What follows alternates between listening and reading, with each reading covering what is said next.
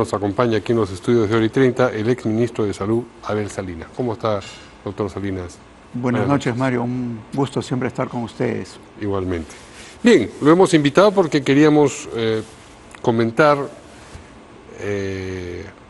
o conocer sus comentarios más bien acerca de el vacuna-gate que ha vuelto a cobrar notoriedad a raíz de la acusación fiscal o que ha presentado la fiscal contra el expresidente Vizcarra y la entonces ministra de Salud, Pilar Macetti, por eso, por el vacuna-gate, porque se vacunaron irregularmente y además de manera furtiva, ¿no?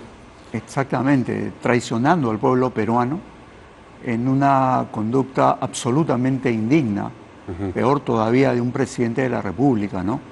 Que además a su hermano y a su esposa y también. a todo su entorno, sí.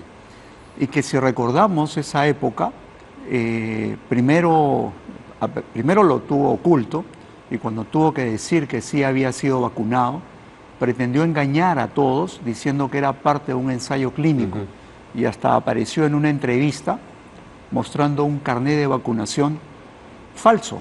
Claro, no tenía el código de barras. No tenía el código de barras, lo habían hecho. Finalmente tuvo que decir, o se supo que no era parte del ensayo clínico, eran estas 3.000 dosis adicionales que habían llegado, y que lamentablemente él también las había recibido, y todo su entorno y algunos funcionarios. Así es. Cuando todo el mundo mendigaba atención en los hospitales, cuando no había oxígeno, cuando la gente moría, ¿cuántos conciudadanos nuestros perdieron la vida y buscaban una atención, buscaban luego una vacuna y lamentablemente no las había? Y él sí se había vacunado. Esto es absolutamente indigno. Esto grafica un poco la actitud que debemos tomar en cuenta todos los peruanos, porque ya sumado a todos los antecedentes del señor Vizcarra, desde que era gobernador y todo lo que se ha venido conociendo, el tema de la compra de las pruebas mal llamadas rápidas en la lucha de la pandemia, que evidentemente, Mario, fíjese usted, desde el punto de vista científico no tenían ningún asidero, no servían para nada en lucha de una pandemia. Sin embargo, había un interés probablemente en usarlas, y que eso nos puso en el peor manejo de la pandemia. Claro. En realidad el vacuna-gate no solamente es el hecho de que se vacunasen el presidente de entonces, y eso también es muy importante, la ministra de Salud que dijo que lo mantuvo oculto, negó que se hubiera vacunado y después tuvo que admitirlo, sino también estos otros asuntos que tuvieron que ver con la manera deliberadamente ineficaz de combatir lo que era un problema y que le costó tantos muertos al país, ¿no? Ineficaz y sospechosa. Sí, claro. Porque aquí Por eso dije, si es deliberadamente ineficaz, ¿cuál puede ser el propósito de hacer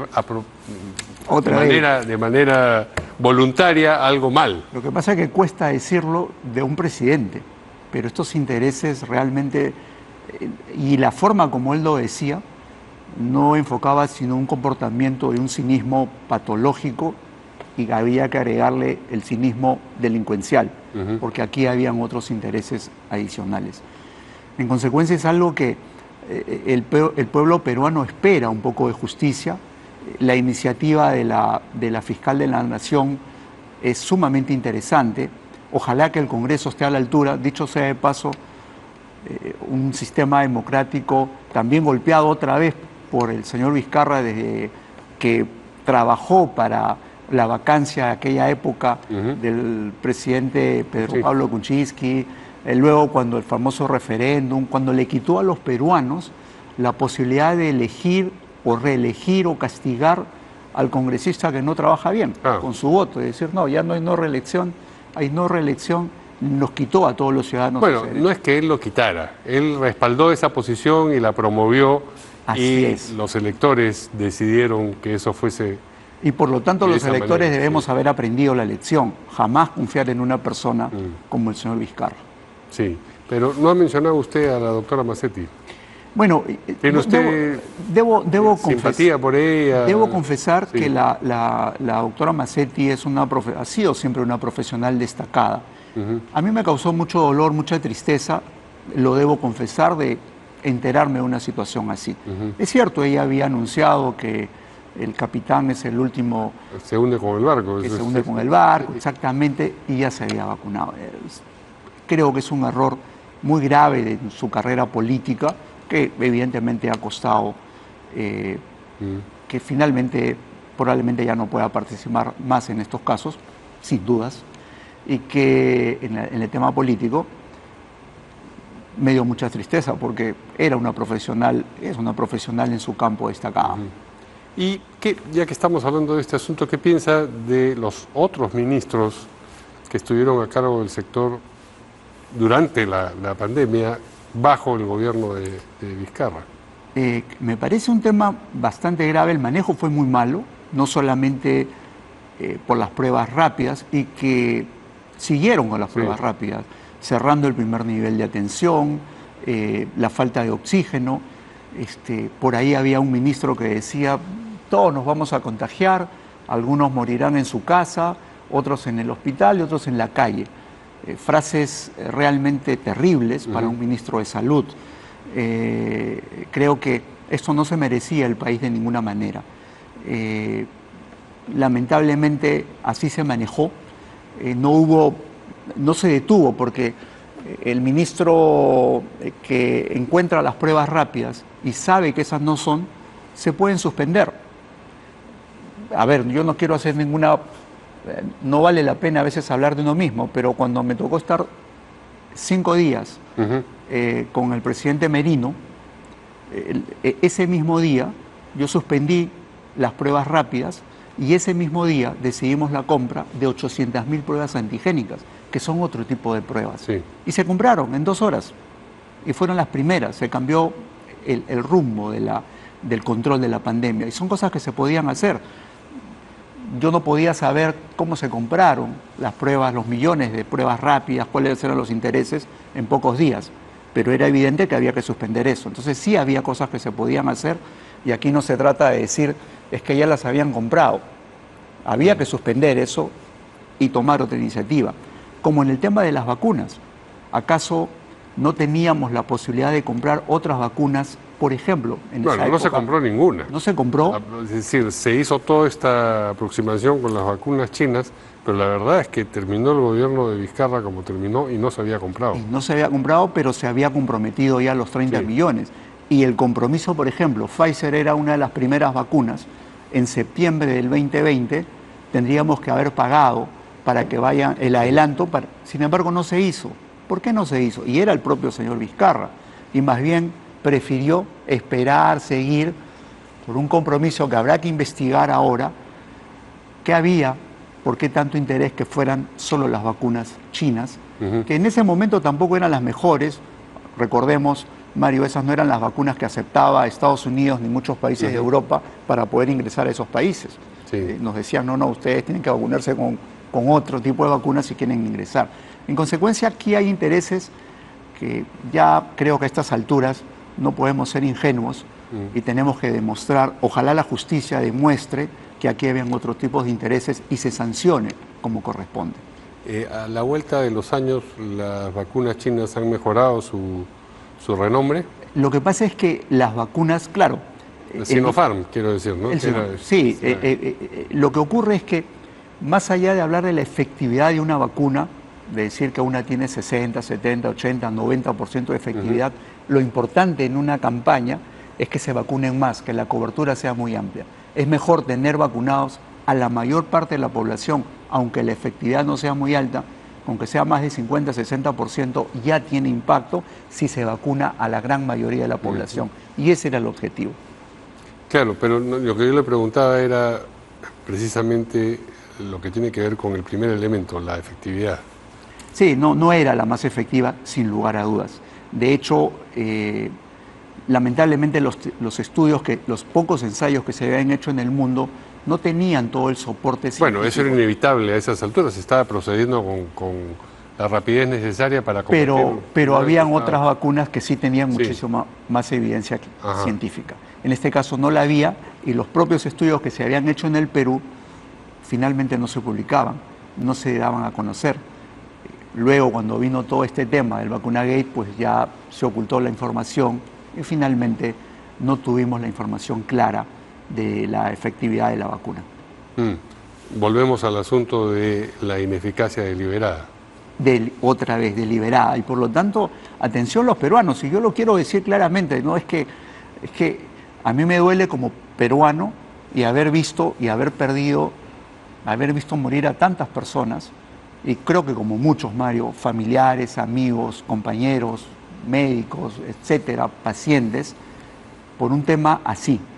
Entonces, y sin embargo, ver que un personaje como el señor Vizcarra sigue tratando, está inhabilitado para ejercer cargos públicos, pero sigue intentando por ahí con un partido político y todavía pudiera tener seguidores, a pesar del daño que le ha hecho al país en todo sentido. Yo creo que los peruanos debemos haber aprendido la lección y la justicia debe respaldar estas decisiones para jamás tener gobernantes de esa naturaleza en el Perú.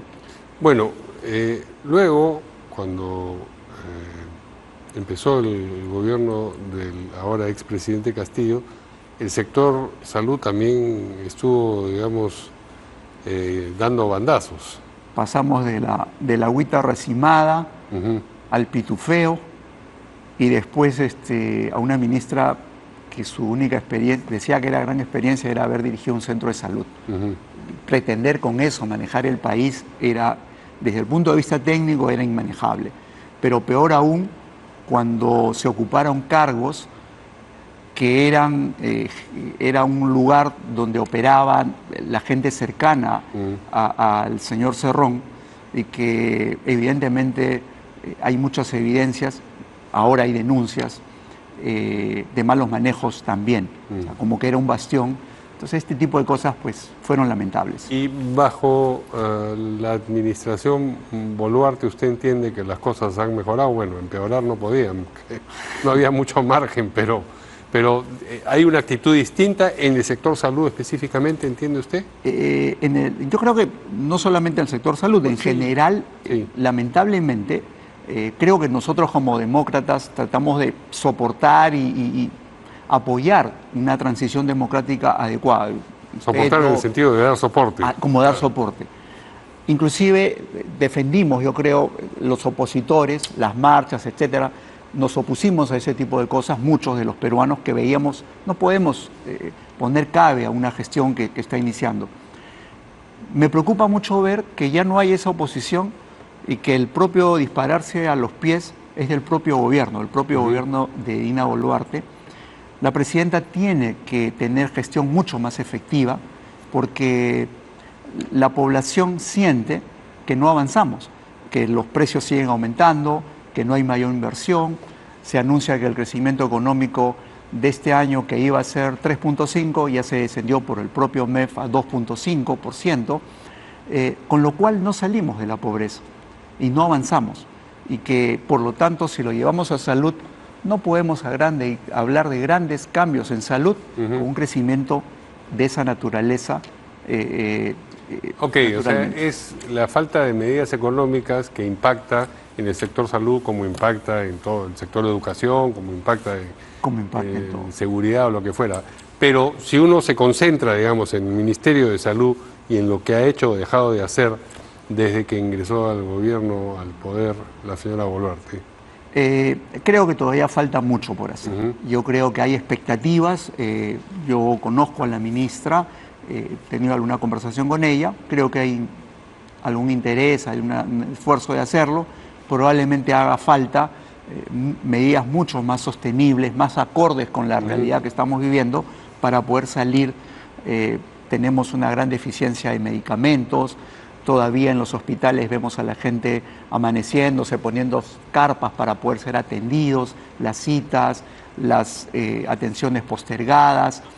Todavía hay temas que estamos muy rezagados y que tenemos que ponerle muchísimo más esfuerzo. A propósito de la ministra Gutiérrez, ¿no? A propósito de la la ministra Rosa Gutiérrez, hay una iniciativa para interpelarla en este momento en el Congreso, y esa interpelación tiene que ver con el hecho de que ella decidió viajar a Estados Unidos en un momento en el que se declaraba la emergencia por el ciclón Yaku aquí en el país, y se preveía pues que el sector salud iba a necesitar Así es, prestar a sus atención autoridades y aquí. liderazgo, sí. ¿Qué piensa usted de eso? Bueno, yo creo que es una impericia política. Creo que podría haber tenido un viaje, así sea con la Organización de Naciones Unidas, OPS, la que fuera, pero si tengo esta emergencia, tengo que suspenderlo. O sea, eso ha ocurrido muchas veces, y en todo caso puedo encargarle a otro funcionario que cumpla. ¿Qué viaje? Y sí, es cierto, la excusa que dio la ministra respecto a un tema personal, familiar, creo que tenía que hacerlo, y que viajar con su menor hijo, pues eso evidentemente no es sustentable, ¿no? O sea, evidentemente fue una impericia política, no sé si de tanto como para hacer una interpelación. No, interpelación es una cosa y censura es otra, porque censura... lo que puede estar de por medio es este segundo paso. La interpelación, en fin, es un procedimiento parlamentario habitual, claro que tiene algo de llamada de atención, por supuesto. Sí, claro. Pero son grados digamos, opinión adversa de parte del Congreso, ¿no? Sí, sí. ¿Usted duda de que tenga, que merezca una interpelación? Ya ni le pregunto por la censura, ¿le parece que no corresponde? No, yo creo que no progresa una censura. Y yo creo que la sola moción, así no sé, de interpelación, yo creo que ya es una llamada de atención, y es el entendimiento de que no estuvo bien lo que hizo. Si hay más cosas que seguramente la propia presidenta debería evaluar. No, bueno, eso en cualquier caso. Así es otra cosa. En cualquier caso. A propósito de impericia política, usted tiene una ya vasta experiencia política, ¿tiene ánimos de volver a ese tipo de ejercicio de la política contingente? La verdad que estoy muy contento del trabajo profesional que desarrollo ahora. Nunca he estado de espaldas a la realidad del país. Esto es impensado. Yo creo que esté yo preparándome para algo, no. Que uno siempre es un observador, y mi padre decía, a veces uno tiene emoción social, y significa estar siempre preocupado por lo que pasa por los demás, y desde uno le toca estar, sí se puede apoyar. Pero ya que menciona usted a su padre fue un importante dirigente aprista, usted también era militante del Partido Aprista, hasta que en el Partido Aprista cierta dirigencia decidió alejarlo. Sí, es cierto, en aquella época hubo una expulsión virtual por un tuit, pero que verdaderamente nunca ocurrió. Yo seguí en el partido, es más... esa es la pregunta, ¿se ha reinscrito ahora que claro, ya...? Claro, ya... sigue siendo usted entonces. Sin mucha cosa, yo fui en mi sector, en mi distrito, y espero que pronto aparezca en el registro, en el padrón. Ya lo hice, tengo mi ficha. Muy bien, muchas gracias al exministro de Salud, Abel Salinas, por la entrevista. Buenas noches. Mucho gusto.